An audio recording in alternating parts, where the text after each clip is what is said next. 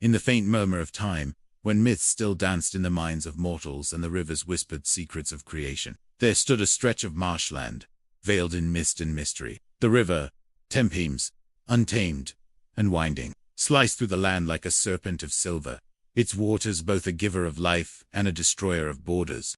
Along its banks, the earliest breaths of what would one day become a colossal city began to stir not with fanfare or glory, but with the simple rhythm of village life nestled quietly in the damp earth of an thought to be weak and bumbling.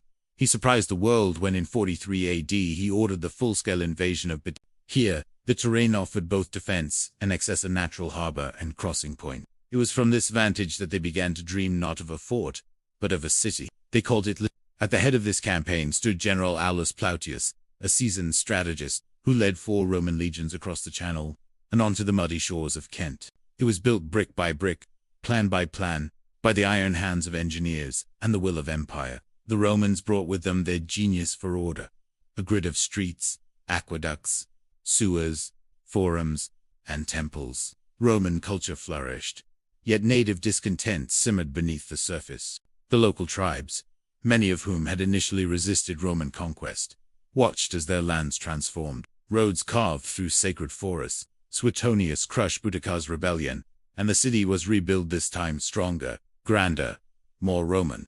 By the early 2nd century, under the rule of Emperor Hadrian, it became the capital of Roman, but stone replaced timber. New walls were erected. A massive basilica among the largest in the empire was constructed. The amphitheater echoed with the sounds of combat and spectacle. Temples dedicated to Mars, Minerva, and the imperial cult reminded all who entered whose city this truly was. Queen of the Iceni, a warrior queen wronged by Rome, humiliated and enraged, she led a ferocious uprising. Her forces swept across Britannia like a tempest, burning Camulodunum, then Verulamium, and finally, the Roman governor Suetonius Paulinus. The rebels arrived and razed Londinium to the ground. Flames consumed the wooden structures.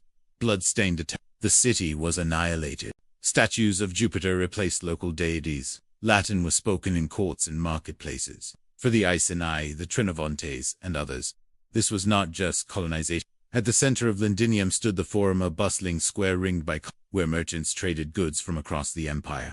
Pottery from Gaul, olive oil from Hispania, wines from Italia, silks from the East all found their way to this distant frontier. The first Roman bridge, a marvel of timber, rope, and stone, spanned the linking the fledgling settlement to the broader roads of Britannia. This bridge was not just a structure, it was a declaration. Londinium was to be the beating heart of Rome's British ambition.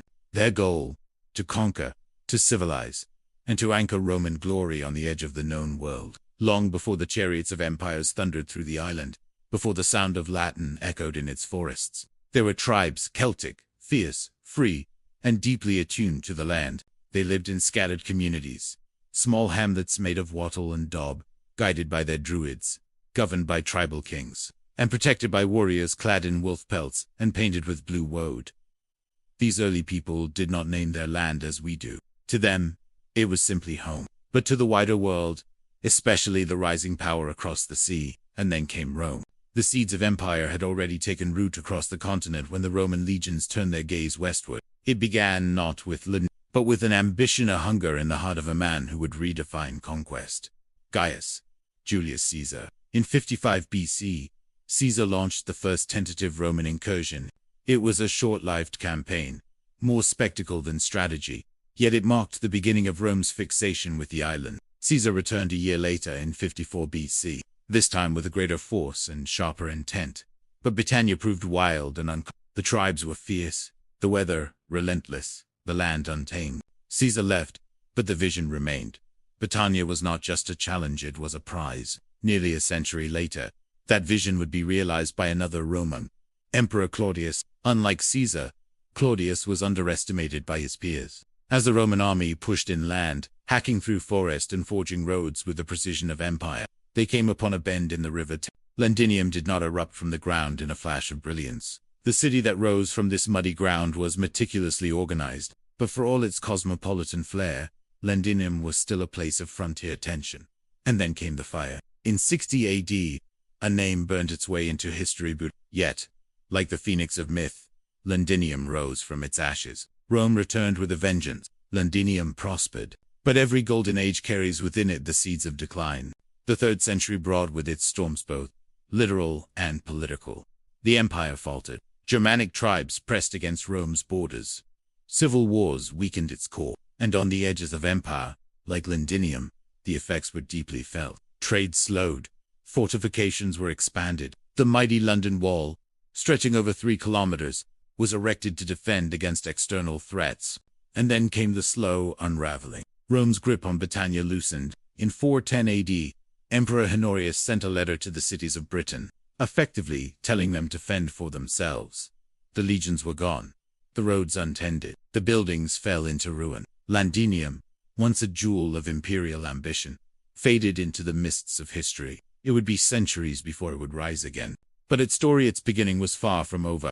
The Saxons came not as invaders at first, but as much. Yet as the legions faded into memory, and the old Roman protections crumbled into overgrowth, the Saxons looked upon Britannia, not as a land to serve, but as a land to claim. It had become a ghost city, its stone ruins swallowed by vines and time.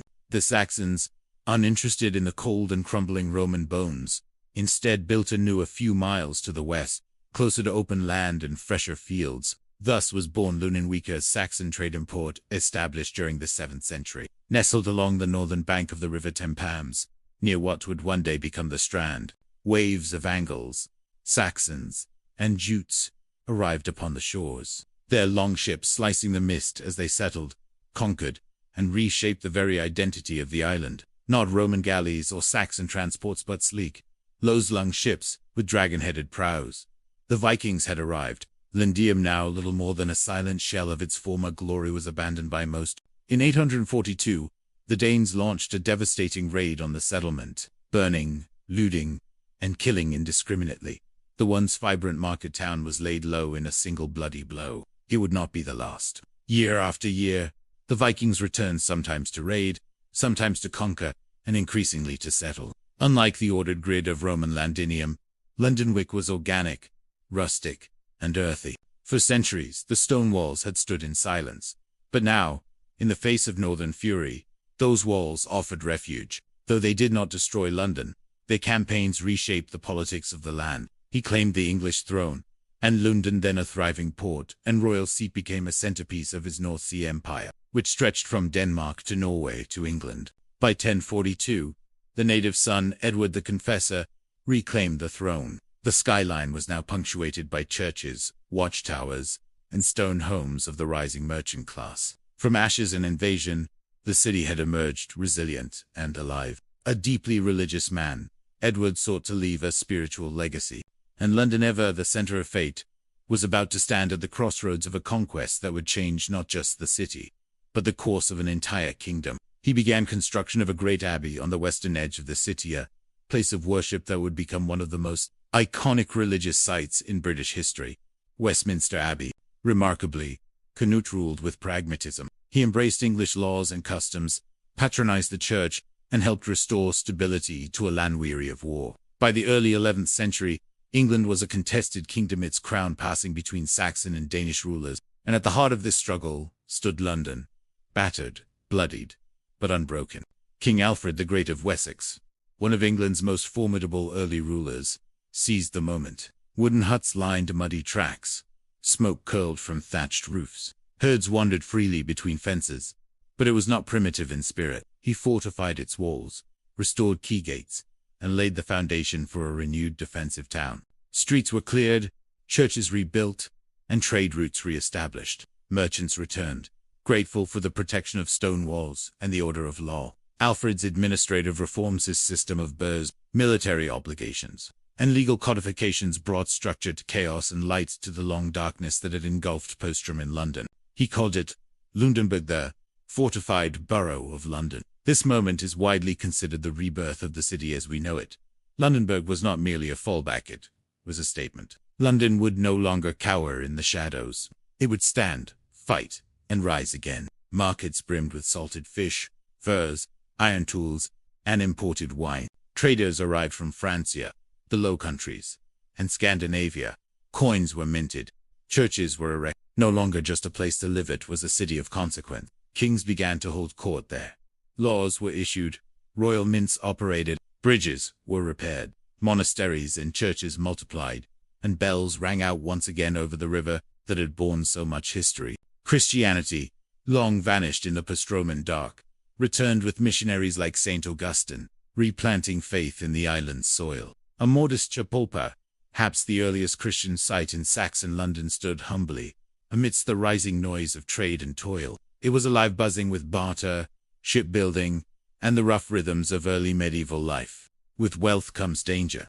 Lundinwick marked the rebirth of the city's pulse, a settlement built not on imperial decree but on grit, necessity, and commerce. By the middle of the 8th century, Lundinwick had become a flourishing port in the Anglo-Saxon kingdom of Mu. But prosperity was never a promise. In the late 8th century, distant sails began to appear along the coast. To the people of Lundinwick, they were a nightmare made flesh. In response, the survivors of Lundinwick abandoned the vulnerable riverside. They moved back east to the ruins of Roman Londinium. In the year 886 AD, Alfred undertook a bold reconstruction of the old Roman site. Under Alfred's leadership and the military genius of the Anglo-Saxons, Londonburg grew rapidly. Throughout the 10th century, London became a jewel in the crown of the newly forming English kingdom. But peace was fragile. The Danes returned in force under the banner of King Sweyn Forkbeard, and later his son, Canute the Great. In 1016, after years of conflict, Canute emerged victorious. Yet beneath this uneasy peace, the old Saxon nobility never truly accepted Danish rule. And when Canute died, the cracks began to widen. London, by this point, was thriving. Londonburg and Lundinwick had effectively merged, creating a single, sprawling medieval city. Markets flourished, but a storm was gathering across the Channel. A new power was rising in Normandy. The year was 1066. And the winds of fate howled across the Channel. In the dying days of King Edward the Confessor, a power vacuum opened, vast and hungry. With no clear heir to claim the throne, England became the glittering prize for three men. Harold Godwinson, the powerful English noble crowned in haste. Harold Hardrada, the thunderous King of Norway. And William, Duke of Normandy, a distant relative of Edward and a man of iron will, claiming he had been promised the throne. But Harold had no time to rest. Word arrived that William had landed on the southern coast of England. Harold turned his army southward, marching with haste, and met William on the fields near Hastings. It was a year of blood. Norman cavalry charged Saxon shield walls. Arrows darkened the sky. A council of nobles briefly proclaimed Edgar Theling to secure control over the city and intimidate potential rebellion. He ordered the construction of a great stone fortress on the eastern bank of the Thames. They erected walls that could not be burned, towers that could not be ignored. Their castles were not just homes, they were declarations. The Tower of London, looming over the city like a silent sentinel, became the heart of conquest and rule. Rising from the bones of Roman walls, the Tower of London was born. Though much of the Saxon street pattern remained, the Normans introduced a new administrative class: French-speaking nobles, bishops, and merchants who supplanted much of the old Anglo-Saxon elite. Land was redistributed. The native English aristocracy was broken. Norman architecture sturdy, imposing, and precise rose where timber longhouses had stood. He granted the city a charter in 1067, confirming its rights and privileges. The merchants of London, once wary of Norman rule, found new opportunities under the growing prosperity of Norman England. William Rufus, his son, commissioned the first stone London Bridge, replacing the old wooden structures that had spanned the river since Roman times. Monasteries and churches multiplied. The Church of St. Paul, having burned in previous fires, was rebuilt in grander fashion. Its soaring nave with homes tightly packed and built mostly from timber. A single spark could consume entire districts. Guilds began to emerge, associations of craftsmen and merchants that would shape the city's political and economic landscape for centuries. The seeds of civic independence were being planted. Flooding from the Thames, disease from poor sanitation, and crime in shadowed alleys were daily threats. Still, the people endured. The city was fiercely protective of its privileges and freedoms. In 1191, this tension erupted when the citizens elected their own mayor, London's first recorded Lord Mayor, a king whose actions would ripple from the Holy Land to the narrow streets of London. It was a bold step towards self-governance and a clear signal that the city would not simply bow to royal will.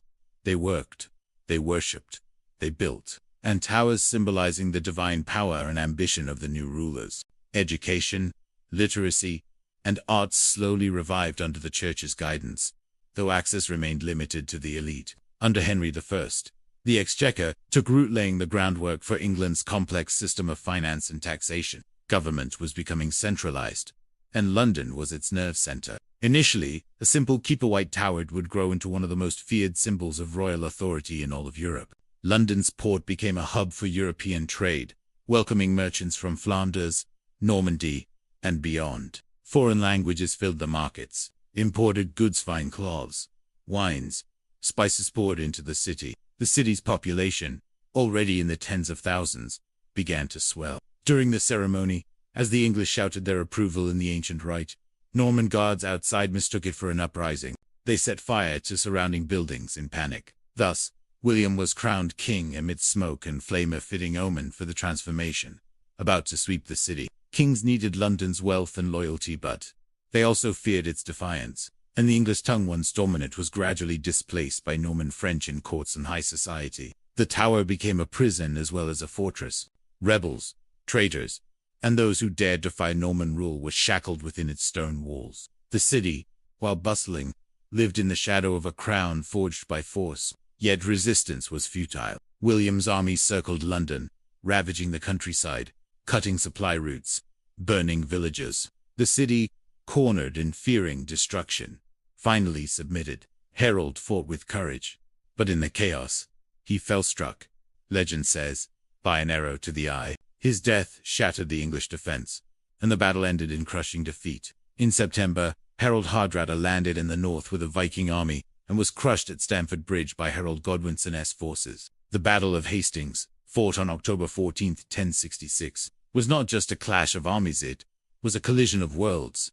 But William did not march straight to London. The city, grieving and enraged, refused to open its gates to the foreign duke. On Christmas Day 1066, William the Conqueror was crowned King of England in Westminster Abbey, the very church Edward the Confessor had built. The Norman conquest reshaped England, and nowhere was that transformation more visible than in London. William immediately set to work consolidating power. Unlike the timber castles of the Saxons, the Normans built with stone, London's layout began to evolve. Still, William was pragmatic. He did not destroy London, he elevated it. Unlike previous kings who favored Winchester, William saw London's potential as a capital, its thriving trade, its central location, and its political influence. The economy flourished. Yet beneath this new prosperity, tensions simmered. The Normans ruled with a mailed fist.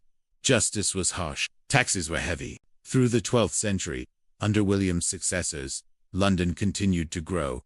Religious life also blossomed. Westminster Abbey, still young, became the burial place of kings. But the city was not without danger. Fire, always lurking, was the ever-present terror of medieval London. By the reign of King Henry II, London was no longer just a settlement, it was a symbol of English identity. And yet, the relationship between crown and city was uneasy. The king's justice ruled the land, but Londoners demanded their rights.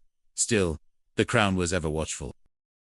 As the 12th century closed, a king would rise, who would test the very foundations of that relationship.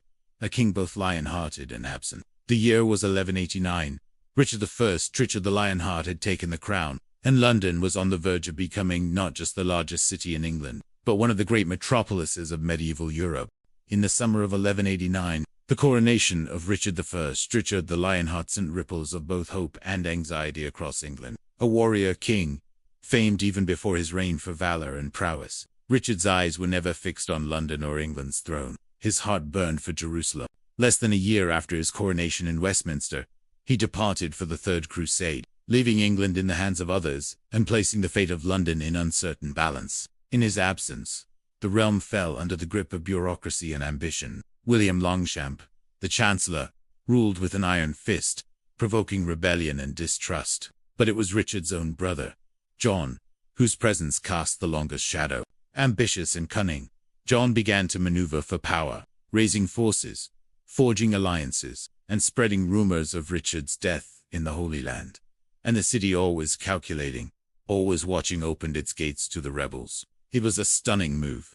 London, by choosing sides, tipped the balance of power. London, meanwhile, found itself at the very center of this power struggle. In a field by the River Thames, called Runnymede, he met the barons, under duress. sealed one of the most important documents in the history of democracy, the Magna Carta, but within its clauses lay seeds of something far greater, the idea that the king was not above the law. Among its most important provisions was the protection of the rights of the City of London. A regency followed, guided by the wise and steady hand of William Marshall, who reissued the Magna Carta to preserve the peace. London, ever strategic, threw its support behind the young king, cementing its role as a central player in royal succession and governance. In 1265, he summoned what many historians regard as the first true English parliament, inviting not just nobles and clergy, but also commoners from towns like London to attend. Though short-lived, this act marked a pivotal moment in the birth of representative government. Once again, London was at the forefront of political revolution, ruthless, calculating, but profoundly aware of London's power. He sought to centralize authority, expand English control over Wales and Scotland, and reform administration. Under his rule, the exchequer and royal courts became more sophisticated. The Statute of Westminster laid legal foundations that still resonate today. The Charter affirmed the city's ancient liberties, guaranteed the right to elect a mayor, and reinforced the legal independence the city had long fought for. The city had become the beating heart of the kingdom, its markets, its gold, its people indispensable to any claim to the throne. His body was mutilated, yet the idea that the people of England had a say in governance could not be so easily destroyed. It had taken root in the heart of London. Arrogant and mistrustful, he quarreled with his nobles, alienated the church, lost vast lands in France, and imposed crushing taxes on his subjects. In 1258, a council of barons effectively seized control of government under the provisions of Oxford, demanding representation and regular parliaments. In 1290, he issued the Edict of Expulsion, driving out the Jewish population of England. London's once thriving Jewish community, scholars, merchants, lenders, was destroyed, their property seized, their synagogues emptied, a dark stain on the city's conscience. It was a city of stories of rebellion, of resilience, of relentless ambition. Its stone walls had witnessed the fall of dynasties. Its muddy streets had echoed with the chants of revolution. Its river had carried both merchant ships and royal barges. And as England looked ahead to new battles against France, against plague, against time, London stood ready, as always, not merely to survive, but to shape the future.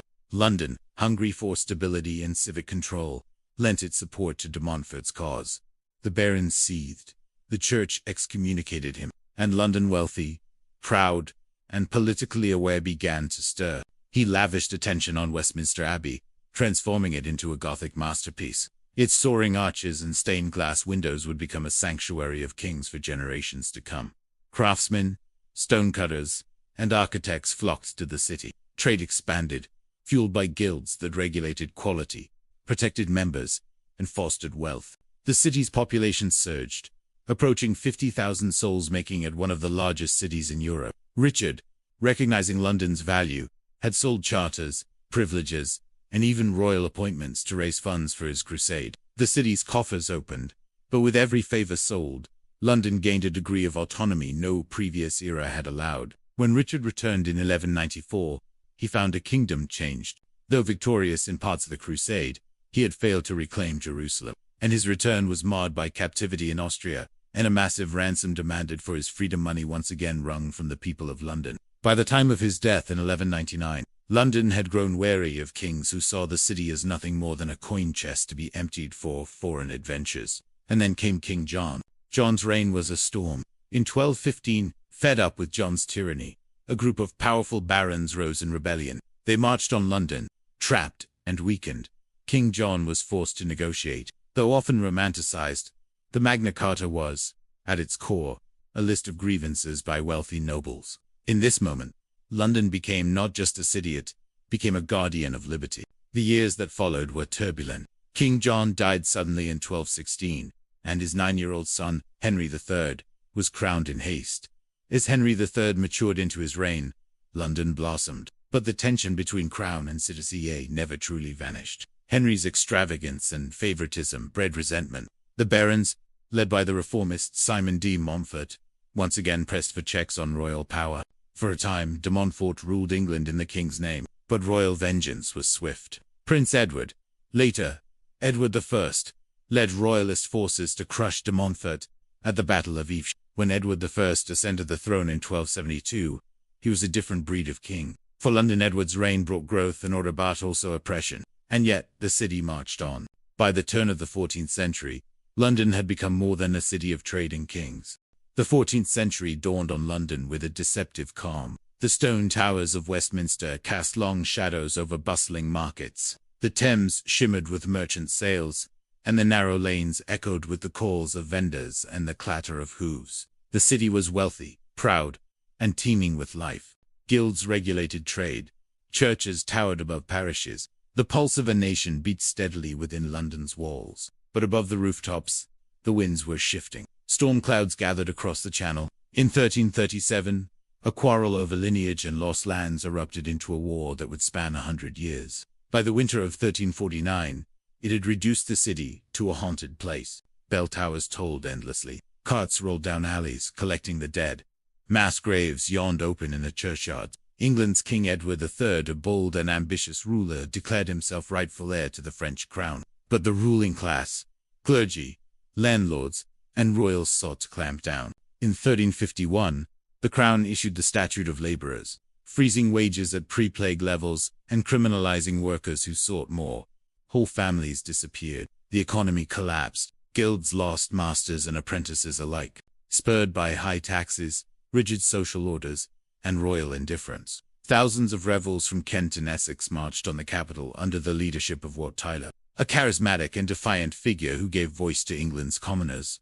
The city's heartbeat slowed to a murmur of mourning. Merchants profited from arms contracts. Guilds swelled with orders for swords, bows, and armor. Recruitment halls filled with men, eager for plunder and glory. The Tower of London itself, long a symbol of royal authority, was breached, its gates unbarred by the very people sworn to defend it. Inside, rebels captured and executed officials, including the despised Archbishop of Canterbury. His boldness stunned the crowd. They dispersed, leaderless, and betrayed. The revolt collapsed, but its echoes would never fully fade. The royal household, led by the boy King Richard II, fled to Smith, where a fateful meeting would determine the kingdom's future.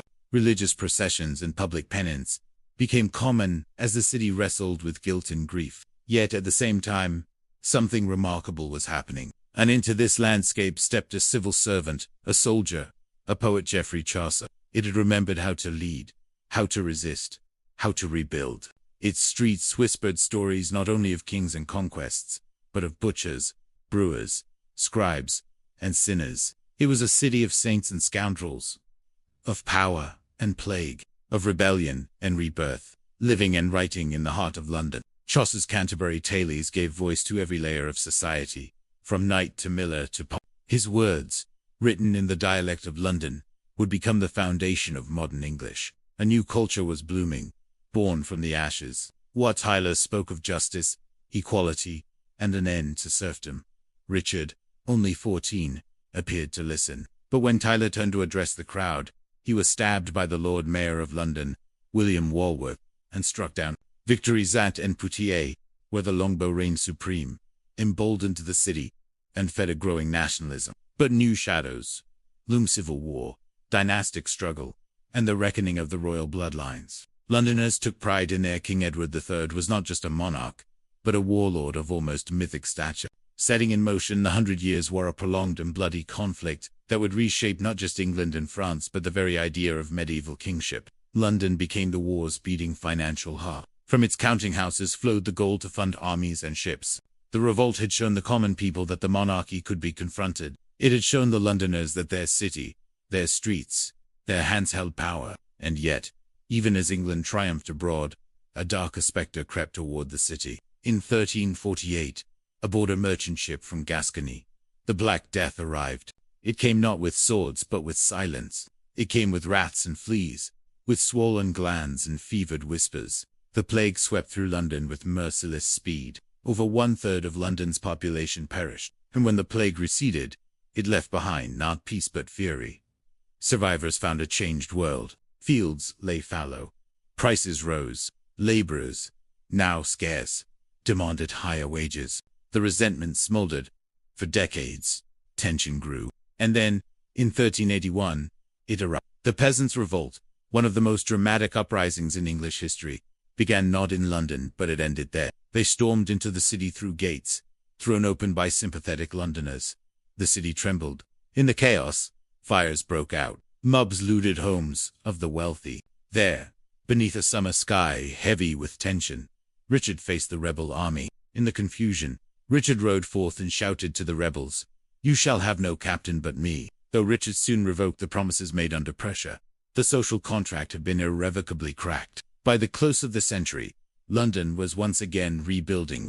The scars of plague and revolt remained. Entire neighborhoods had vanished. In taverns and courts, a language began to emerge, not Norman French, but a true English tongue. Even amid war, disease, and rebellion, London's soul had never stopped evolving.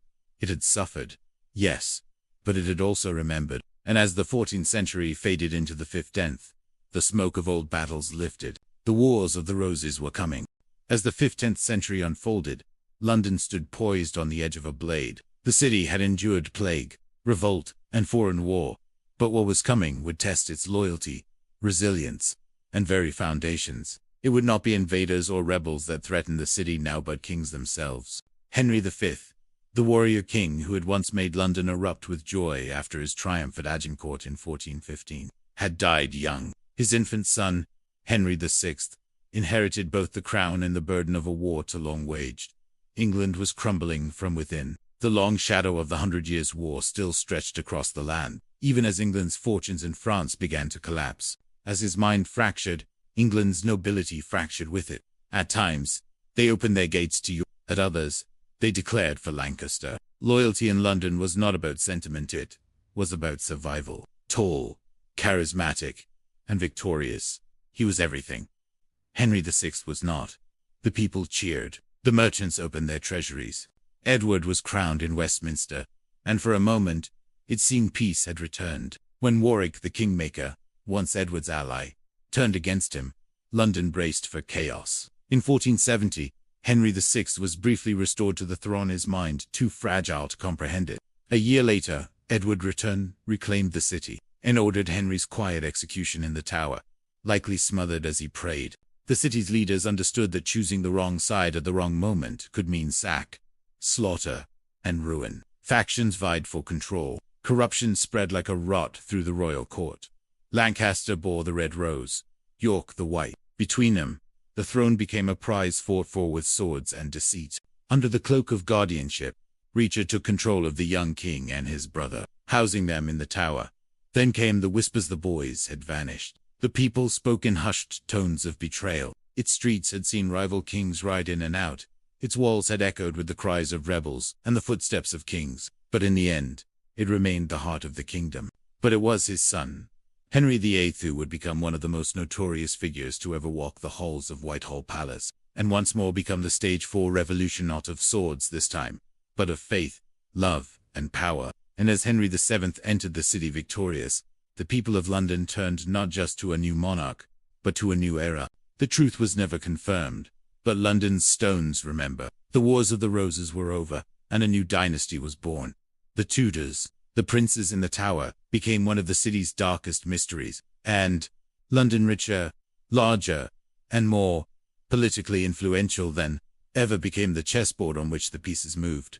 After the Battle of St. Albans, the Battle of Towton, the Battle of Barnet, soldiers from both houses passed through the city gates, bearing banners of rival kings. Sometimes, the heads of noblemen, traders, or both adorned the spikes of London Bridge, grim reminders of the price of allegiance. Discontent brewed not only in the countryside but also behind the stone facades of London's great houses. The crown's authority was waning, and in its place rose whispers of a civil war. But Henry VI was no conqueror. He was gentle, pious, and deeply unsuited for kingship. By 1455, those whispers became roars.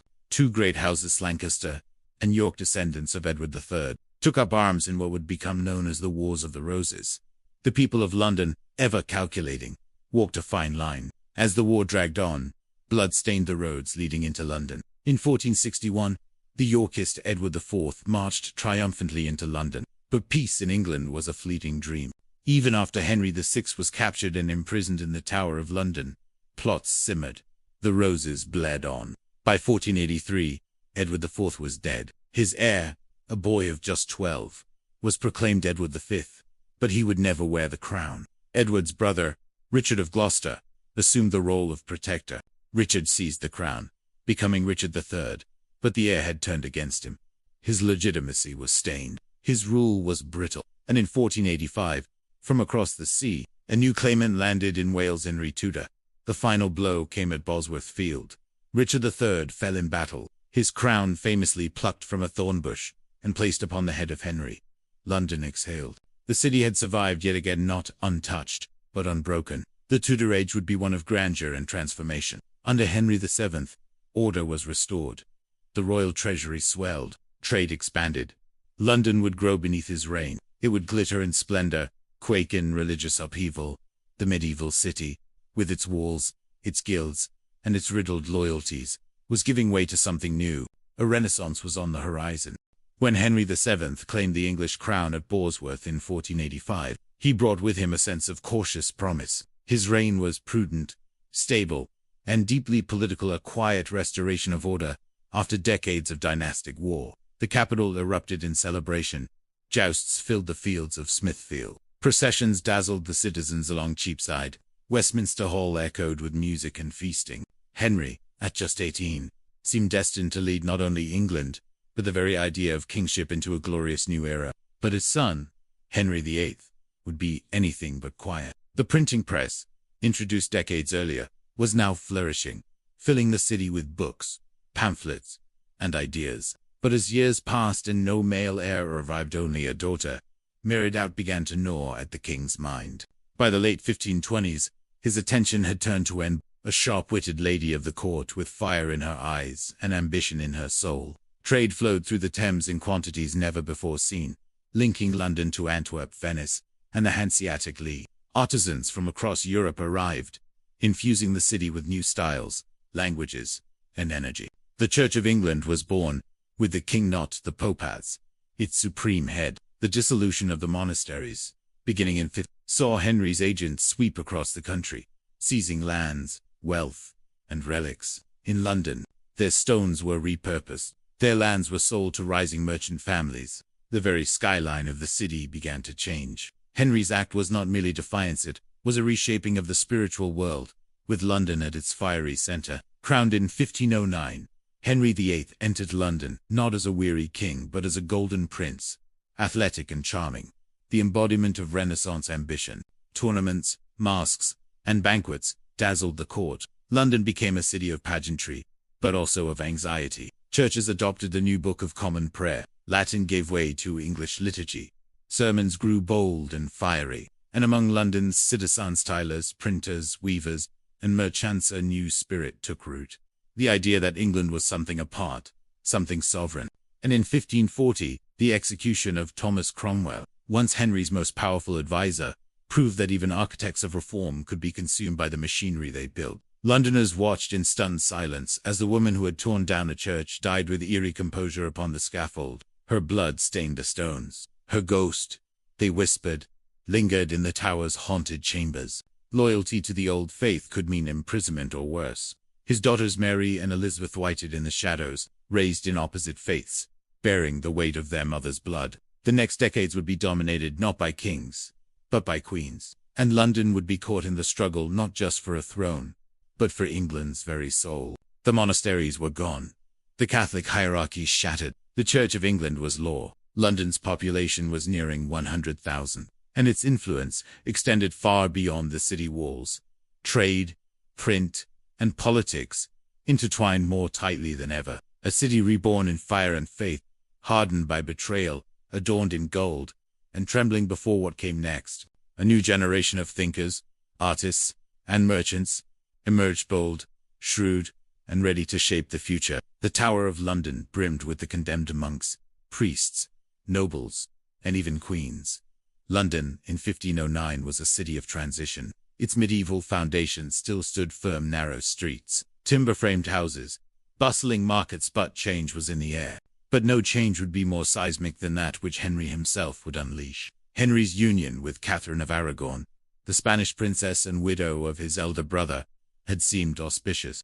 And London, ever the stage of royal drama, was about to witness the breaking of a millennium-old order. One more Catherine Howard would follow Anne's grim path to execution, carried in darkness to the Tower through Traitor's Gate. Each tragedy unfolded within London's walls.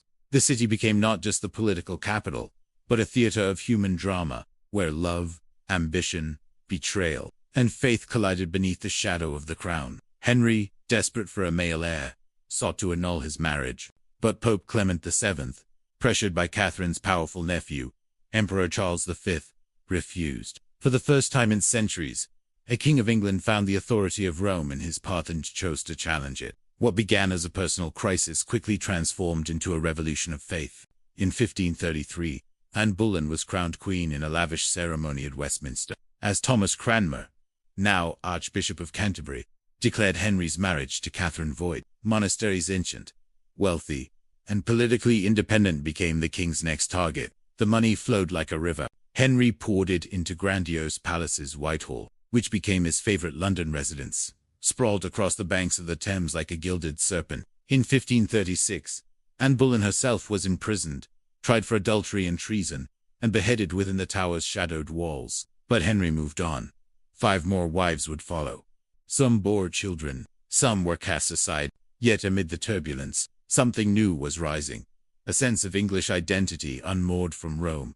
Still, London did not embrace reform without pain. The Pilgrimage of Grace, a northern rebellion in 1536, sparked fear that London would be next. By the time of Henry VIII's death in 1547, the city he ruled had been utterly transformed. But Henry had left behind not certainty, but a fragile succession.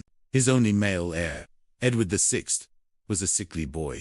As the bells of Westminster tolled for Henry's passing, London stood at a crossroads, no longer medieval, not yet modern. The year was 1547, and the shadow of Henry VIII still loomed over the city he had reached. As his coffin passed through the streets of London, pulled by a black-draped carriage flanked by solemn guards, whispers followed in its wake. Too young to rule in truth. His reign was guided by a regency council dominated by Protestant reformers eager to push the Church of England beyond what even Henry had dared. The Latin Mass was banned, replaced by English services anchored in a new Book of Common Prayer. Holy days was suppressed. The cult of saints, irate, monasteries, already dissolved, were now torn down brick by brick. Even St. Paul's Cathedral, the great medieval symbol of Catholic power, was defaced by reformers. London became the front line of that transformation. The king was dead. Long live the king. But the king who now wore the crown was a boy. Edward VI, Henry's only son, was just 9 years old when he was crowned in Westminster Abbey. She was devoutly Catholic, and her reign marked a swift and brutal reversal of reform. Churches were priests were reinstated, and St. Bartholomew's to witness the grisly spectacle. Men and women tied to stakes, flames licking their robes, voices lifted in defiance and prayer as they were consumed in fire. Over 280 people would die as martyrs during Mary's short reign, many in London, where her enemies were most vocal. Mary's marriage to Philip II of Spain, an unpopular alliance with a foreign Catholic power, only deepened distrust. London merchants resented Spanish dominance in trade. The citizenry recoiled from foreign soldiers. As Mary aged, her failure to produce an heir cast a pall over her reign, and in 1558, she died childless, her dream of a Catholic England extinguished. Among them were bishops, scholars, preachers, and commoners alike. And then came the burning. She resided at Whitehall, held banquets at Greenwich, processed through the streets in golden coaches. Pageants, theatre, and masques turned the capital into a stage of London's growth strained its medieval infrastructure. Narrow streets and open sewers bred disease. Yet the population kept rising, drawn by opportunity, commerce, and culture. Londoners loved her. Elizabeth was not just monarch, but icon. Her image replicated in paintings, coins, and tapestries across the realm.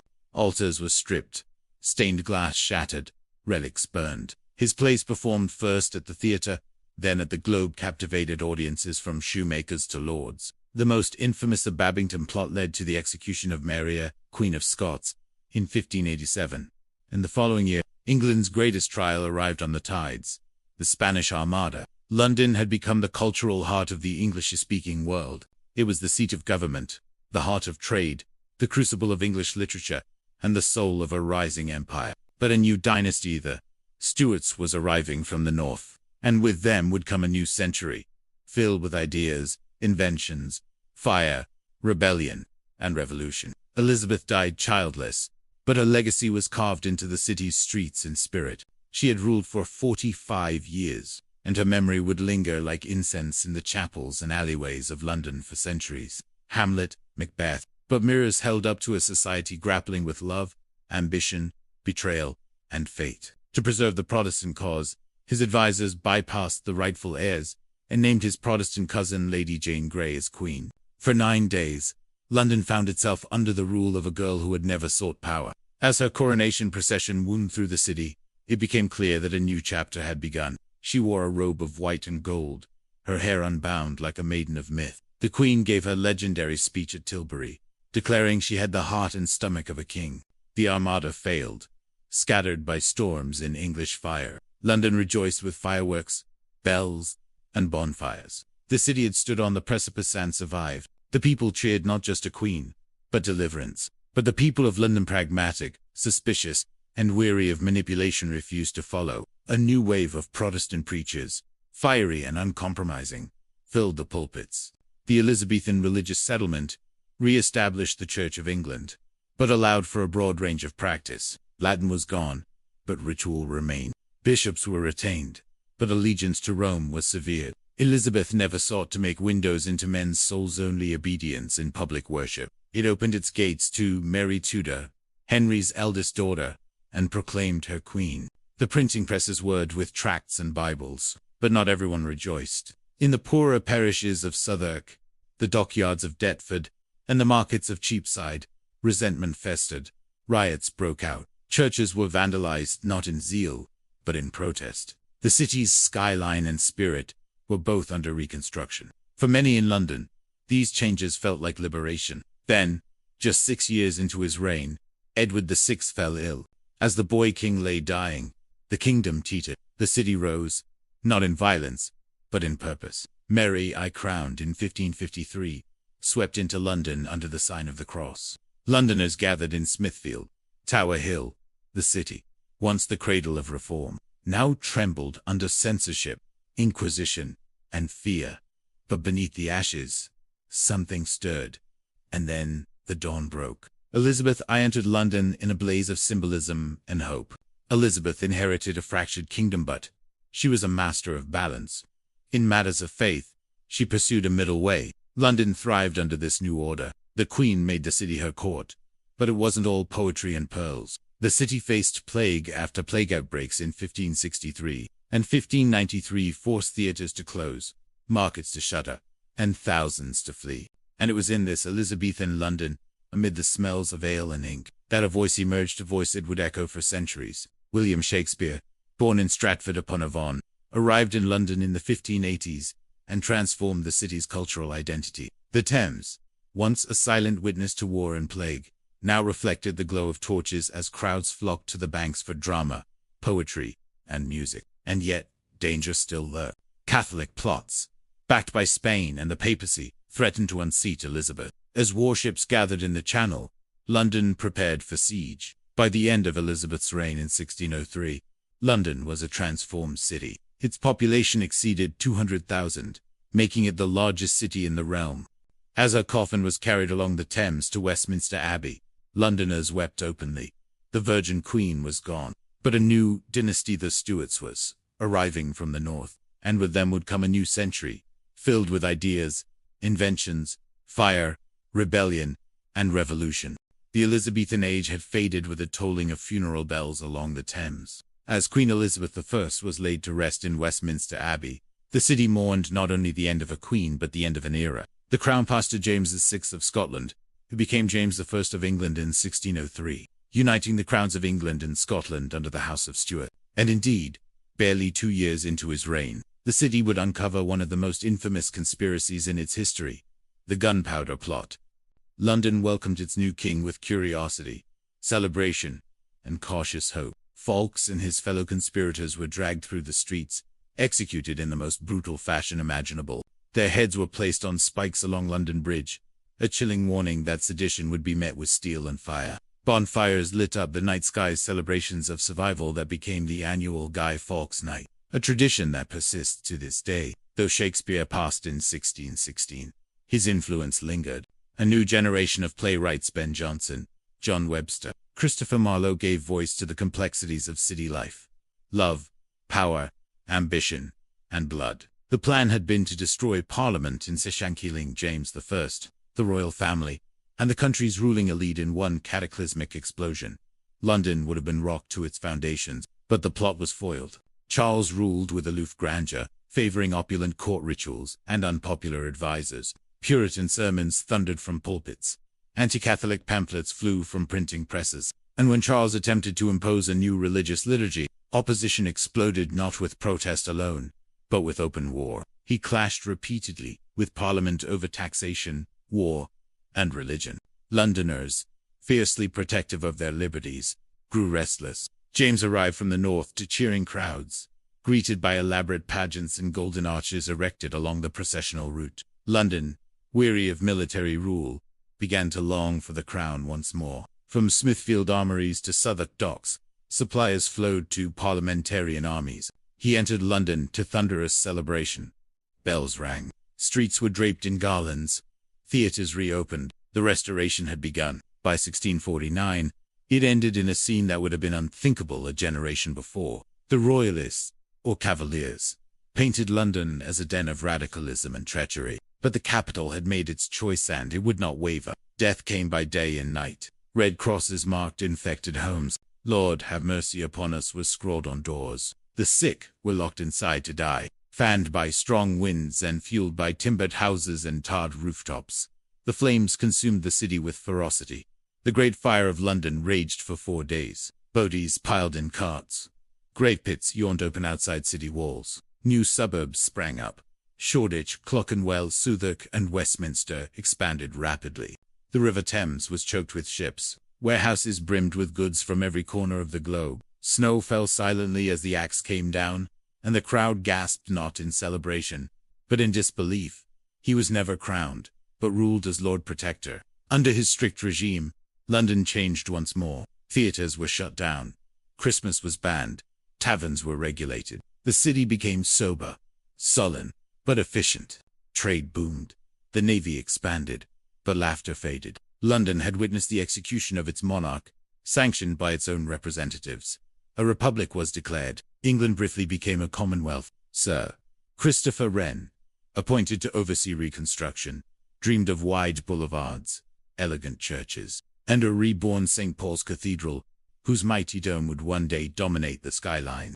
The East India Company, chartered by Elizabeth, grew rich and powerful, and London became not just the capital of England, but the hub of a nascent empire. The union of kingdoms suggested stability, but beneath the bunting and cheers, tensions simmered. For many Londoners, especially the Protestant elite, James was an outsider, a foreigner with strange ways, and a suspicious leniency toward Catholics. On the chilly morning of November 5th, guards stormed the cellars beneath the Houses of Parliament, where they discovered Guy Fawkes standing vigil over barrels of gunpowder. In the aftermath, London became a city of paranoia and punishment. Yet beneath the surface, the city was changing. London's population had soared past 150,000, bursting the medieval walls that once contained it. Culturally, the city, theatres like the Globe, the Rose, and Blackfriars continued to captivate audiences. But all was not well in the realm of kings. James I, with his belief in the divine right of kings, began to alienate Parliament, and that rift widened under his son and successor, Charles I. By the 1630s, the atmosphere in the capital had grown increasingly volatile. In 1642, after months of mounting conflict, Charles I raised his standard at Nottingham, and the English Civil War began. London immediately declared for Parliament. The city fortified its streets, raised militias, and became the logistical heart of the Roundhead cause. The war was long and bitter. On a scaffold erected outside the banqueting house in Whitehall, King Charles I was beheaded. Oliver Cromwell, the Puritan general who had led Parliament's armies to victory, assumed control. When Cromwell died in 1658, power faltered. His son could not hold the reins. In 1660, after quiet negotiations and public yearning, Charles II, son of the executed king, returned to England in triumph. But the joy was short. In 1665, the Great Plague struck. It began in the parish of St. Giles in the Fields, and spread with terrifying speed. Over 100,000 Londoners, a quarter of the population, perished in a single year. And then, as if nature had not taken enough, fire came next. In the early hours of September 2nd, 1666, a spark from a bakery on Pudding Lane ignited a blaze. By the end, over 13,000 houses, 87 churches, 44 livery halls, and St. Paul's Cathedral itself lay in smouldering ruin. And yet, from this total devastation, a miracle emerged. Only 6 recorded deaths, and more remarkably, a vision. From the ashes, a new London would rise modern, but London would not die. London lay in ruins. The Great Fire of 1666 had reduced the city's ancient heart to ash and rubble. From the Tower to Temple Bar, everything familiar had vanished. Church spires, guild halls, merchant homes, taverns, all devoured by flame. But even as the smoke still curled above the charred skyline, a sense of determination swept through the people. London, battered but breathing, would rebuild, and rebuild not as it was, but as it should be. From this devastation emerged a man with vision. Sir Christopher Wren, scholar, architect, and mathematician, was appointed to lead the monumental task of redesigning the city. His plans were grand wide boulevards, radial avenues, piazzas modeled after the great cities of Europe. But the urgency of commerce, ownership disputes, and the stubborn geometry of medieval land plots forced compromise. Even so, Wren left his mark on over 50 churches, crowned by a single masterpiece, St. Paul's Cathedral. Rising from the ashes, the new St. Paul's, with its majestic dome second in size only to St. Peter's in Rome, became the symbol of a new London. The Bank of England, founded in 1694, established London as a global financial powerhouse. The Royal Exchange, rebuilt after the fire, thrived with speculation and trade. The Lloyd's Coffee House, where merchants once met to insure a cargo, evolved into Lloyd's of London, the most influential insurance market in the world. It was not merely a cathedral. It was a declaration that from ruin, London could dream, design, and endure. London became a beacon of ideas. In 1660, the Royal Society was founded, a gathering of thinkers, committed to observation. In the newly fashionable districts of Mayfair, Bloomsbury, and Marylebone, rows of elegant Georgian terraces emerged. Meanwhile, in the shadows of Docklands, and along the alleys of Whitechapel and Spit, the working poor lived in squalor, breathing smoke, laboring long, and dying young. Here, Isaac Newton would one day revolutionize physics. Here, doctors debated anatomy, engineers theorized machines, and astronomers charted the heavens. Streets were widened, brick replaced timber, and urban fire regulations became law. Tensions fled. The memories of Mary's burnings and Spanish alliances resurfaced in whispers and sermons. When James produced a male heir, fear turned to panic. The Tatler and the Spectator brought politics and philosophy into the homes of clerks and shopkeepers. Samuel Pepys had already chronicled the fire and plague in private diaries. Now, Londoners began to write their own public voices. James fled, William and Mary were crowned joint sovereigns, and the event became known as the Glorious Revolution. The spectre of a Catholic dynasty sent shockwaves through Parliament and through London streets. The triangular trade flourished, filling the pockets of bankers and merchants, but staining the city's conscience. Drury Lane, Covent Garden, and Haymarket drew crowds in powdered wigs and silken gowns. Actors like David Garrick became celebrities. Music filled the air handles, oratorios shook the rafters of concert halls. London was not only a capital of empire, but of art and performance. The foundations of London's imperial dominance were laid in chains. London stood triumphant, a city reborn in stone and steel, fire and faith ready to shape the modern world. The city of London, once a maze of flammable alleyways, now gleamed with Georgian elegance and Baroque ambition. Inns and coffee houses multiplied, drawing merchants, philosophers, and politicians into daily discourse. The years following the fire saw a fever of reconstruction. It was a city of poets and pickpockets, stockbrokers and sailors, clerics and criminals. It was a machine of history, always turning, always growing, always demanding more. The gin craze, between 1720 and 1750, turned entire boroughs into dens of inebriation and despair. Mothers sold their babies for drink. Murders soared. William Hogarth's infamous engravings, Lane and Beer Street, burned the images into public consciousness. But even as stone replaced ash, a deeper transformation was underway. In the court of Charles II, The spirit of restoration reigned not just in monarchy but in science, arts, and finance. Parliament's authority was codified. The Church of England was confirmed. Freedom of speech within Parliament was established. A restless idea was forming, a world in which liberty might stretch beyond London's control. And London, home to Parliament, finance, and press, became not just the city of kings, but the engine of the modern state. London was becoming the capital of the Enlightenment. Meanwhile, the Thames lifeblood of the city bore witness to another rising force. The city's growing wealth brought grandeur but also inequality. In Westminster and along the Strand, aristocrats built lavish townhouses. The city had become a paradox, dazzling and dark, refined and ruthless. And looming over all was the question of succession. Charles II, charming but childless, died in 1685. His brother, James II, a Catholic, ascended the throne much to the alarm of the Protestant elite. In 1688, London once again became the pivot of English history. With minimal bloodshed, Parliament invited William of Orange, a Protestant Dutch prince and husband of James's daughter Mary, to take the throne. But this was no mere transfer of crowns. It was the birth of constitutional monarchy. In the Bill of Rights, the power of the monarchy was permanently limited. As the 18th century dawned, London buzzed with certainty and ambition. Coffeehouses became hubs of debate, an innovation, the Internet of the Enlightenment. Fleet Street exploded with pamphlets and newspapers. And beyond Britain's shores, London's influence grew even further. Ships from the West India docks carried tea from China, sugar from the Caribbean, and slaves from Africa, dark and brutal artery of wealth. Meanwhile, theatres reopened and flourished under new royal patronage. Yet London never forgot its shadows. Crime rose with population.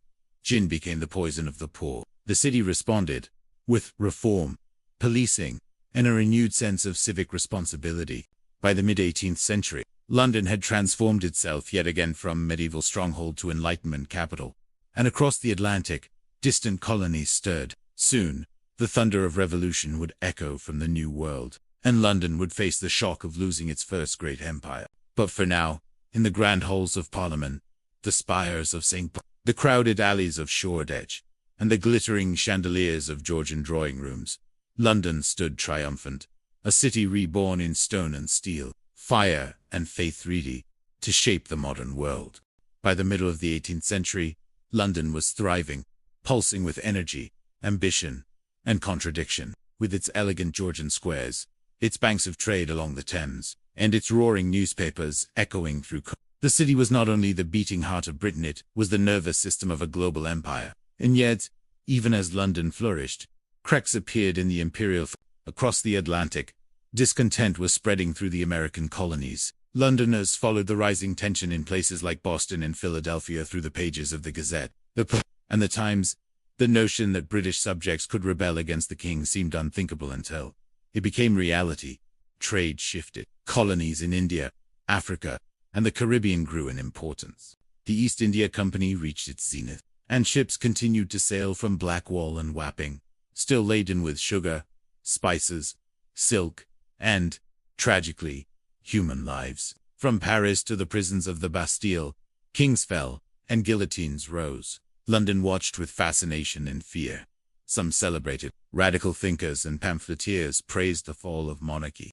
The Napoleonic Wars consumed the continent, and London became a fortress of defiance. It was not the end of slavery, but it was the beginning of a new conscience. And though many London merchants had built their fortunes on that trade, the tide was turning. Wilberforce, Clarkson, and others had stirred hearts and minds. London's churches rang with sermons of abolition. Posters decried the shackles once hidden in plain sight. Presses printed war reports daily. Taxes rose. Recruitment posters flooded tavern walls. And in 1805, when Nelson triumphed at Trafalgar, Londoners poured into the streets in wild celebration. Though the admiral had fallen in battle, the navy had secured the seas. But as the revolution turned bloody and chaotic, the mood darkened. Refugees, aristocrats, clergy, emigres fled to London, filling Soho and Marylebone with whispers of anarchy. In 1776, the American Declaration of Independence arrived like a thunderclap. The government scoffed. The city grumbled. But many Londoners, especially London under George IV, became a city of contrast: decadent balls and debtors, prisons, splendid parks and slums. The king commissioned John Nash, the architect, to transform the city's appearance. Literary giants, like Jane Austen, William Blake, Mary Shelley, and a young Charles Dickens began to put pen to paper, capturing both the elegance and the inequity of London life. Coffee houses gave way to salons, music halls filled with song. The city's soul vibrated with contradiction, refinement and filth, dream and despair, invention and injustice. The result: Regent Street, Regent's Park, and the magnificent marble arch monuments to grandeur in a city still struggling to feed its poor. London's population exploded, surpassing 1 million by the early 1800s. But with growth came suffering. Tenements multiplied, crammed with laborers. Cholera stalked the water. Children worked in factories. Chimneys belched soot that blackened. Even the angels on church spires. India, Canada, the West Indies, Africa, Australia all were linked by the decisions made in counting rooms, parliament halls, and drawing rooms of London. War across the ocean was bad for business. What began as a distant colonial rebellion quickly became a drain on finances, morale, and national confidence. Smoke poured from new factories in Southwark. A new kind of revolution, social, not politica, was beginning to stir. Reformers, radicals, and workers' societies began to agitate for representation, for rights, for justice. Canals carved new veins into the land. Engineers like James Watt, Isambard, Kingdom Brunel, and George Stephenson were redefining time, distance, and power. And when the colonies succeeded, when the mighty British Army surrendered at Yorktown in 1781, London had to confront the unprecedented. The empire could bleed. The American loss shook the capital but did not break it. London pivoted, consolidated, restructured, and but even greater tremors were coming not from across the sea, but across the channel. Banks, stock exchanges, insurance, houses, they no longer merely supported the empire. They were the empire. From Threadneedle Street to Lombard Street, clerks scribbled figures that moved ships and reshaped nations. In 1789, the French Revolution exploded in a whirlwind of liberty, equality, and terror. And then came Napoleon. By the turn of the 19th century, Britain was at war again, this time not just with a nation, but with an idea. 2 years later, in 1807, the city took a moral stand that would reshape its soul. Parliament abolished the British slave trade. As war with Napoleon continued, London itself was changing in deeper, more permanent ways. It was the Industrial Revolution, and it was transforming the very fabric of the city. The old rhythms of church bells and market cries were drowned by the clang of hammers, the hiss of steam, the rattle of iron wheels.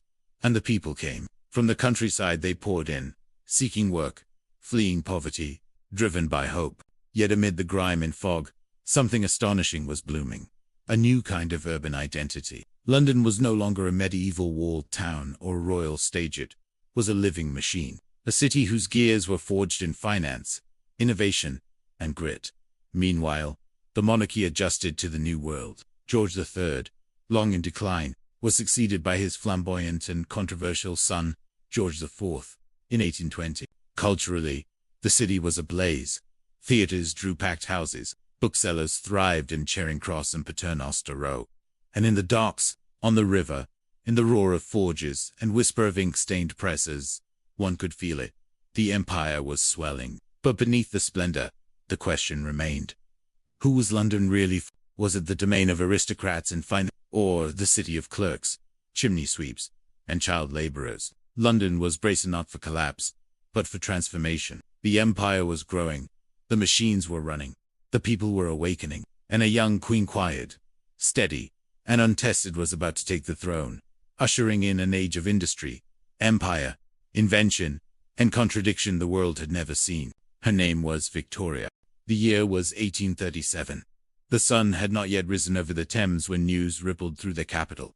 King William IV was dead, and in his place, an 18-year-old girl, quiet and bookish, had ascended the throne. But it was not merely size that made the capital extraordinary, it was momentum. Unlike her predecessors, Victoria understood the power of symbolism. She married for love, wore modest black in mourning for Prince Albert, raised children publicly, and became the living embodiment of respectability and duty. Her image, stoic and maternal, was etched into coins, stamps, and shop fronts across the city. The city was humming, a constant churn of invention, labor, commerce, and contradiction. Children worked in match factories and coal yards. Disease thrived. The Great Stink of 1858, when raw sewage overwhelmed the Thames and Parliament itself gagged on the smell, forced the government to act. Though Parliament resisted, the movement awakened London's political conscience. Inspired by both religion and social conscience, reformers like Octavia Hill and Dr. Thomas Bernardo sought to alleviate the worst of London's poverty. Workhouses, though brutal, were redesigned. Orphanages, ragged schools, and public libraries multiplied. From India to Jamaica, Canada to Hong Kong, London directed ships, laws, and money across oceans. The British Museum, the Victoria and Albert, the Natural History Museum all swelled with objects gathered from every corner of the map. The Victorian age believed in progress, and London was its crucible. Slowly, begrudgingly, reform bills were passed. The middle class began to vote. A new era of civic responsibility emerged. Under the direction of Joseph Bazalgette, London built a massive modern sewer system, an unseen triumph that saved thousands of lives.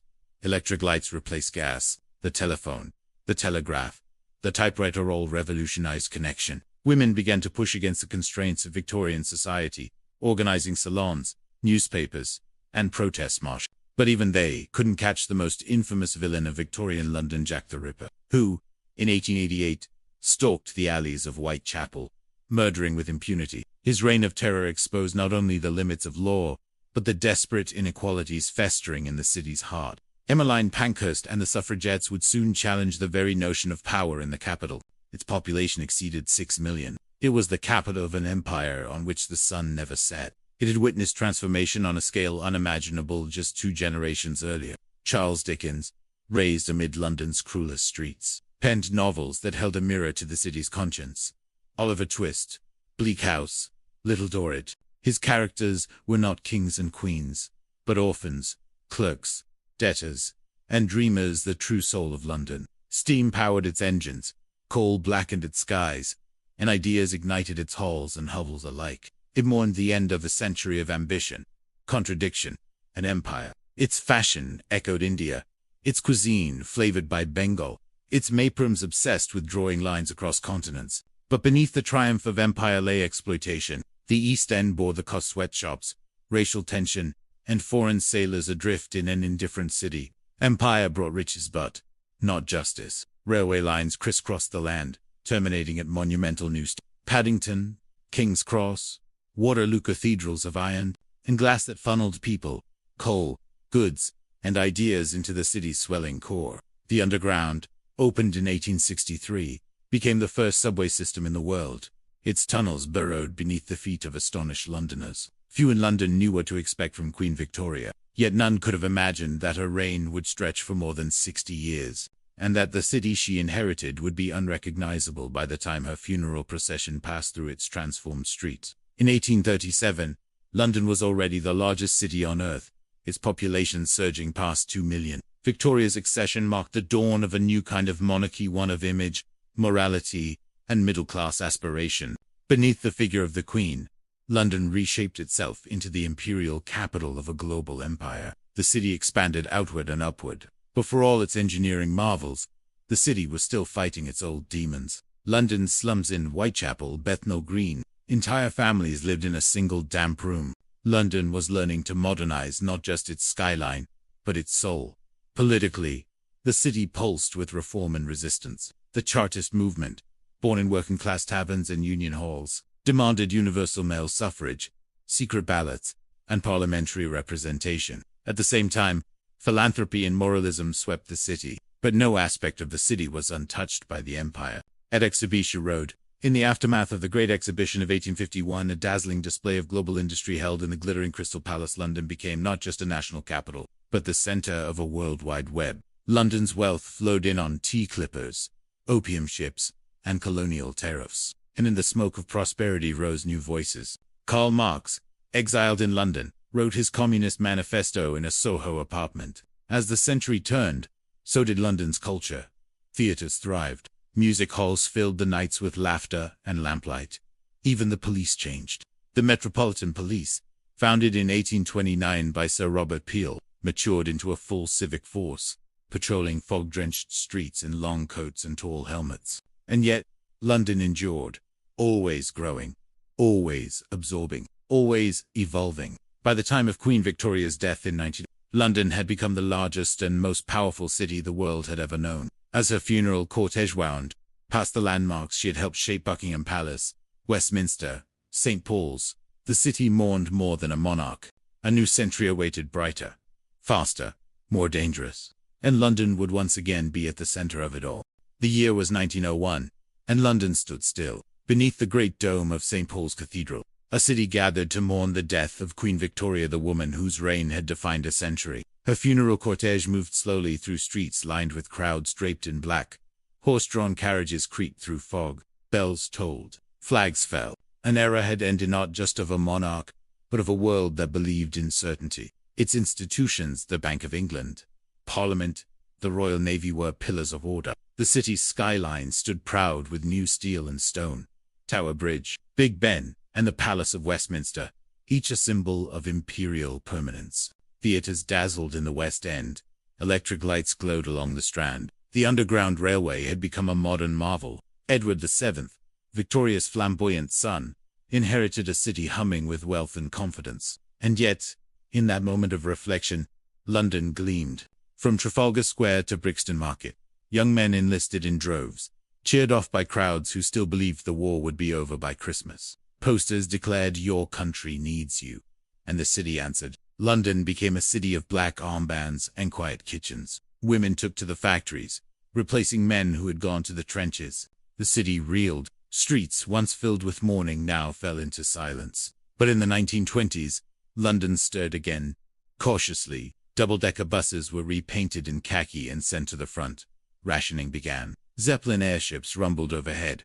Oxford Street bustled with fashion. Clubs in Soho and Mayfair played swing music into the early hours. Women had won the right to vote, first partially in 19 and then fully in 1928. A new confidence danced through the capital. But the exuberance masked anxiety.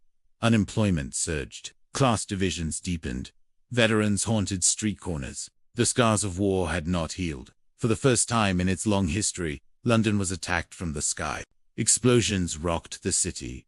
Stepney. Londoners fled to underground stations in fear, huddling not from plague or fire, but from steel and flame falling from the clouds. It was the capital of the largest empire in human history, ruling over nearly a quarter of the globe. Banks faltered. Unemployment lines lengthened from Docklands. Bread lines snaked through East Ham. Parliament wavered. Riots broke out. The myth of London's untouchable prosperity shattered. The 1930s brought social reform, the rise of council housing, and the strengthening of organized labor. Writers like Orwell and Eliot painted portraits of a city trapped between two worlds-old certainties. Fading, new threats rising. Fascism crept through the continent. The image of St. Paul's Cathedral, standing untouched amid a sea of smoke and flame, became the soul of the city. Defiant, luminous, unbroken. Rationing, blackouts, propaganda, and stoicism defined daily life. The city's theaters still staged plays, served meager teas. Children drew chalk murals on ruble walls. The victory was sweet, but the cost had been unimaginable. A third of London was damaged. Over 30,000 civilians had died, and the empire once anchored in this city was now crumbling. The Queen, then still Princess Elizabeth, strained with the Auxiliary Territorial Service, fixing trucks in the mud of war. And within London itself, Oswald Mosley's blackshirts marched, only to be stopped by Londoners once again standing against tyranny. The Blitz began on September 7, 1940, and for 57 consecutive nights, bombs rained down on London. The East End burned first, then Docklands, Southwark, the city, St. Paul's, all battered, bruised, scarred. Firefighters climbed collapsing roofs. Children were evacuated, and families sheltered in tube stations, singing lullabies to mask the thud of explosions above. Behind the grand facades of Belgravia and Kensington, workers in East End tenements toiled in factories and sweated in dockyards. In Soho, anarchists whispered in back rooms. In Whitechapel, poverty remained entrenched. And in the salons of Bloomsbury, writers, artists, and thinkers began questioning the empire's moral cost. But the foundations were shifting. The Edwardian era was beautiful, but brittle. The cracks deepened. In 1914, a shot was fired in Sarajevo and, like a fuse lit in a powder keg, Europe erupted into war. The First World War would reach into every corner of London life. But what returned was not glory. By 1916, casualties mounted by the hundreds of thousands. In 1918, the war ended, but peace brought no comfort. The Spanish flu followed, sweeping through a weakened population, killing tens of thousands more. This was the age of Reconstruction and modernity. The Roaring Twenties brought jazz, Art Deco, cinema, and the rise of the flapper generation. And then, in 1929, came the crash. The Great Depression rippled across the Atlantic and struck London like a winter tide. Still, the city did not collapse.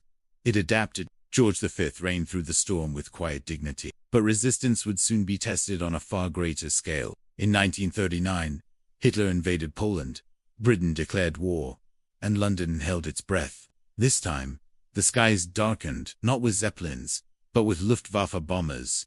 Amidst the horror, something astonishing happened. London stood firm. The spirit that had survived plague, fire, rebellion, and war now took form in resilience. In 1941, the bombing subsided, but the war dragged on.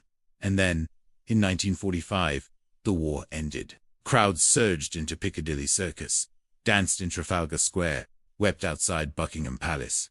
The world was changing, and London would have to change with it. The guns fell silent in 1945, but London did not. It breathed, limped, rebuilt. The war had left 1/3 of the city destroyed. Entire neighborhoods lay in ruins. Bethnal Green Limehouse, Woolwich reduced to piles of broken brick and soot-blackened timber. Craters marked the streets like scars. Smoke-stained churches stood roofless. The once thriving docks of the East End were shattered, their cranes rusting in silence. Yet, beneath the rubble, life stirred. The post-war government, led by Prime Minister Clement Attlee, launched an ambitious plan. The welfare state. From Whitehall, sweeping reforms emerged. The National Health Service was born in 1948, offering free healthcare to all citizens. Council housing projects sprang up across London. Schools were reformed. Rationing continued, but so did hope. Still, the city remained haunted by silent ghosts of the Blitz, absent fathers, bombed-out blocks, and an empire slowly dissolved. In the twilight of the 1940s and the dawn of the 1950s, London had to redefine itself not through conquest, but through community. They came to help rebuild the mother country. Nurses, clerks, drivers, laborers. Many settled in Brixton, Notting Hill, Peckham. The Festival of Britain in 1951 unveiled bold visions. Brutalist towers, glass and steel civic centres, high modernism. The South Bank Centre, Royal Festival Hall, and the National Theatre were born from this moment, cultural anchors for a democratic age. But rather than retreat, the communities responded with unity. By the 1960s, the Notting Hill Carnival emerged not just as celebration, but as resistance. The streets filled with music, colour, and unyielding pride. In Soho, jazz gave way to rock. In Abbey Road, 4 young men from Liverpool, the Beatles redefined global music. The Rolling Stones roared from Richmond. Pink Floyd emerged from underground clubs. London was no longer mourning, it was creating. Women threw off the corsets of conformity. The pill changed lives. Gay clubs emerged from the shadows in Earl's Court and King's Cross. A nation bruised by war and loss finally had something to cheer. Wembley's roar echoed from tower to terrace. Art broke frames. Theatre turned radical. Harold Pinter, Peter Brook, and Joan Littlewood dismantled tradition on stage. Racism lingered in housing policy, policing, and hiring. Police raids in Black and Asian communities sparked fury. Enoch Powell's Rivers of Blood speech in 1968 fanned the flames of hate. They built lives in a city that had not always welcomed them, but could never ignore them. And Londoners took to the streets not just in protests, but in defiance. They formed churches, dance halls, newspapers. Steel drums echoed in the backstreets. Culture had become resistance. Resistance had become style. And style had become politics. But by the people who walked its streets, danced on its pavements, shouted in its protests, and dreamed behind its soot-streaked windows. The Union Jack was lowered. But though the empire shrank, London expanded not in borders, but in identity. The Windrush generation brought color, rhythm, and defiant joy to a city still cloaked in ash. The Labour government invested in education, housing, and technology. Comprehensive schools replaced elite. Tower blocks rose from the ashes of the slum, symbols of modern hope. though soon they too would bear their own shadows. Alongside them came South Asians, Africans, Cypriots, and Irish, reshaping London's cultural fabric one neighborhood at a time. But though they were British subjects, they found doors closed. Racism, discrimination, slum housing, and daily hostility. And then came the ships. In 1948, the Empire Windrush docked at Tilbury, bringing hundreds of Caribbean migrants to British shores. Still, they endured. In Parliament, the empire unraveled. India, Pakistan, Ghana, Nigeria, Kenya, Jamaica, one by one, nations declared independence. It was no longer the city of a single people, it was becoming a city of the world. Meanwhile, architecture rose from the ruins. Yet, amid progress, there was pain. The 1958 Notting Hill riots, fueled by racial tension and police brutality, exposed the deep fractures beneath the surface. Then, the rhythm changed. The swinging 60s arrived and London pulsed to a new beat. On Carnaby Street, fashion exploded in psychedelic patterns and miniskirts. Everywhere, boundaries broke. Sexuality, gender, race, class, all were being questioned. In Parliament, Harold Wilson promised a Britain for the many, not the few. By 1966, England had won the World Cup, and London arrived. But not everything sparkled.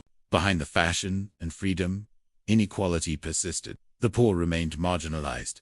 Still, the people built. They built sound systems and community centers. They built magazines and murals. And in the music, a new London voice emerged. From the reggae halls of Brixton, to the mod clubs of Camden, to the psychedelic of Chelsea, London didn't just listen to the world, it became its loudest speaker. By the dawn of the 1970s, London was a city reborn not by monarchy or military.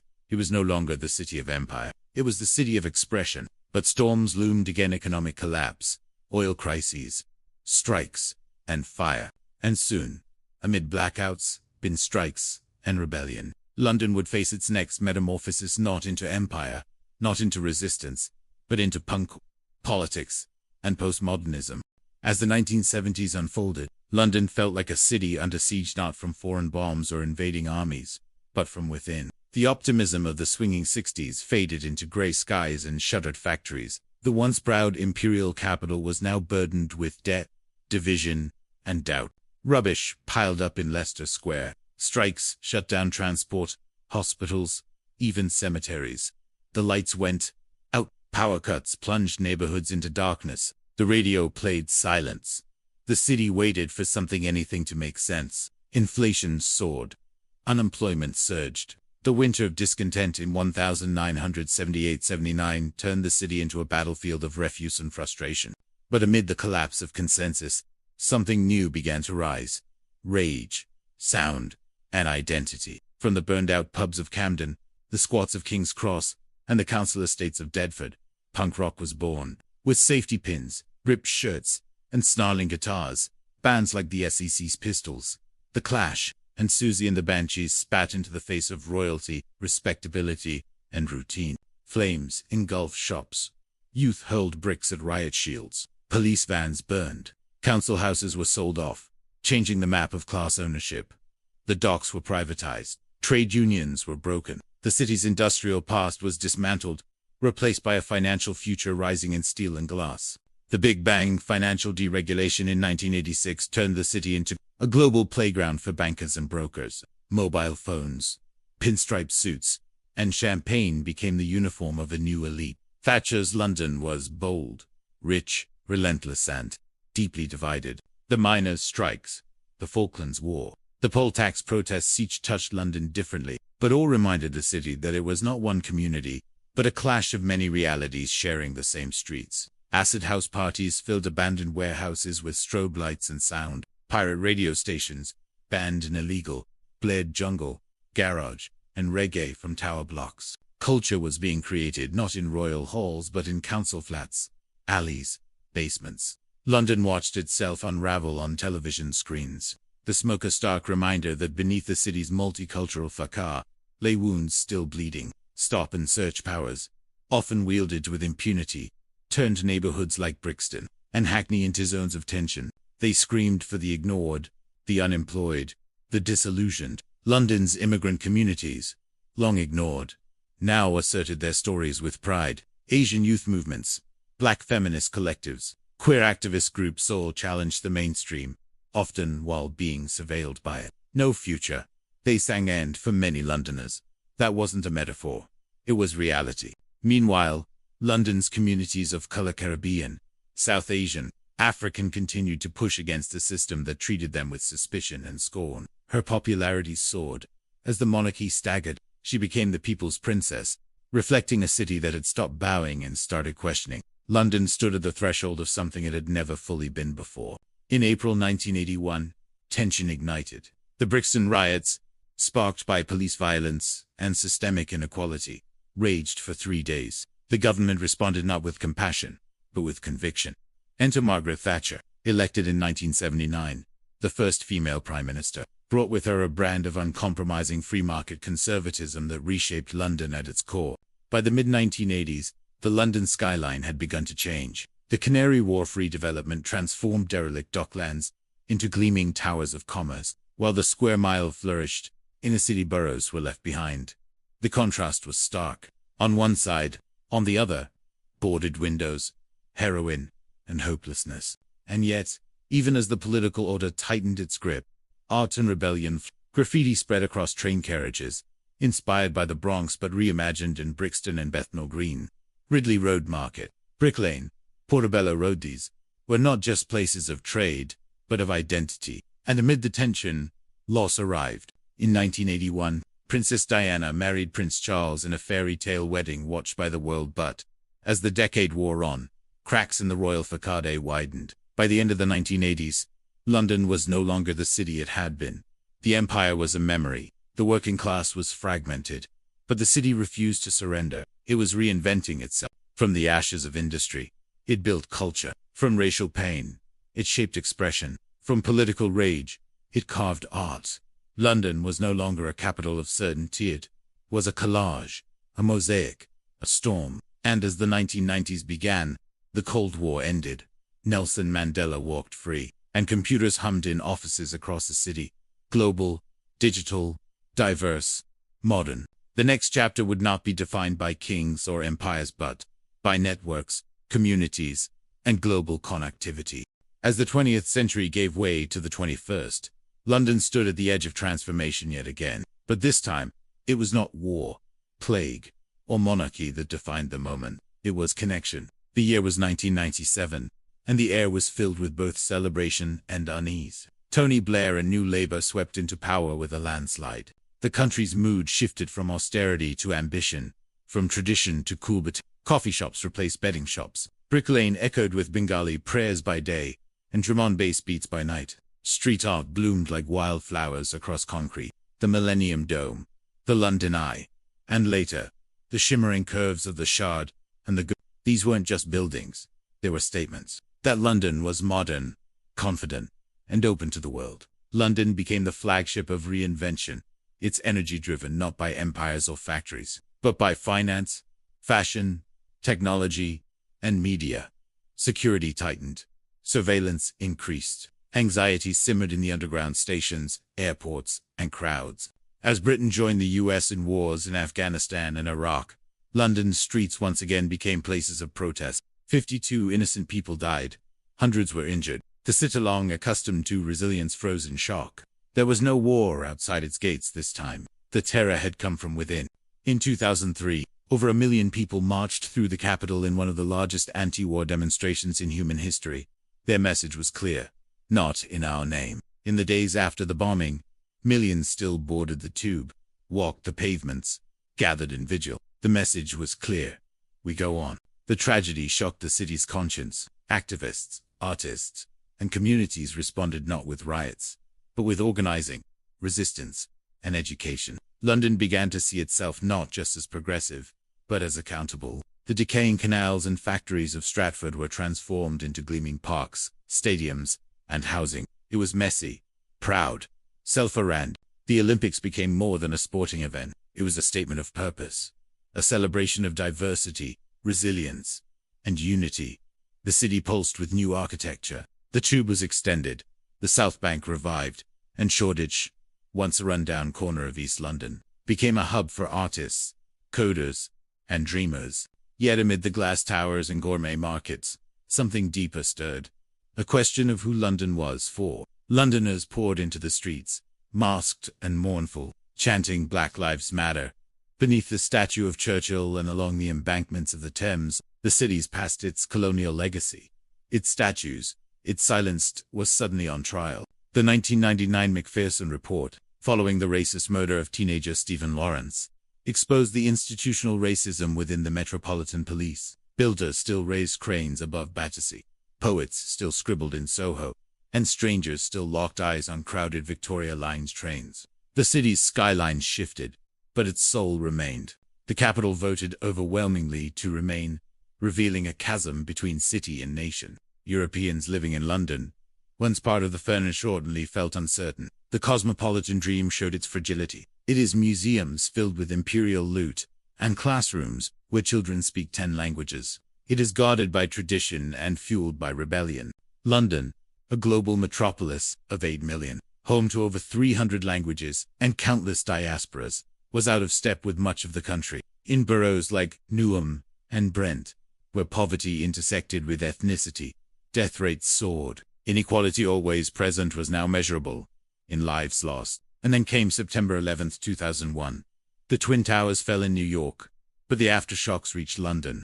But history had other plans. On July 7, 2005, during the morning rush hour, 4 coordinated suicide bombings struck the London Underground and a bus in Tavistock Square. And yet again, London responded not with panic, but with quiet defiance. That same year, London won the bid to host the 2012 Olympic Games. And suddenly, the city had a new vision. Not just to survive, but to inspire. From 2005 to 2012, London was the opening ceremony, directed by Danny Boyle, told the story of Britain not through kings and battles, but through nurses, immigrants, suffragettes, and punk bands. And then, only a few years later, that unity cracked.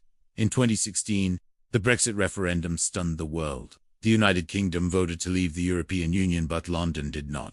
The aftermath was bitter. Hate crimes rose. National identity fractured. Then, in 2020, came the COVID-19 pandemic. The city of crowds fell silent.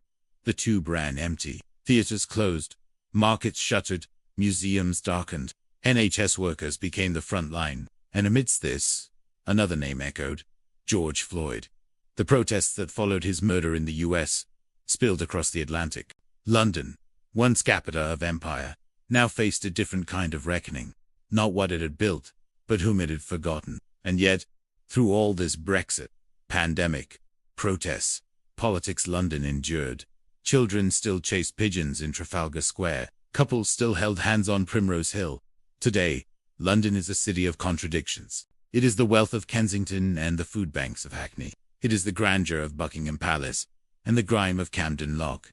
It is a place where past and future collide every morning. In the fog, on the bridge, in the rush of people who have come from everywhere and belong to nowhere but here. Because London is not a city that lives in its history. It is a city that carries it forward.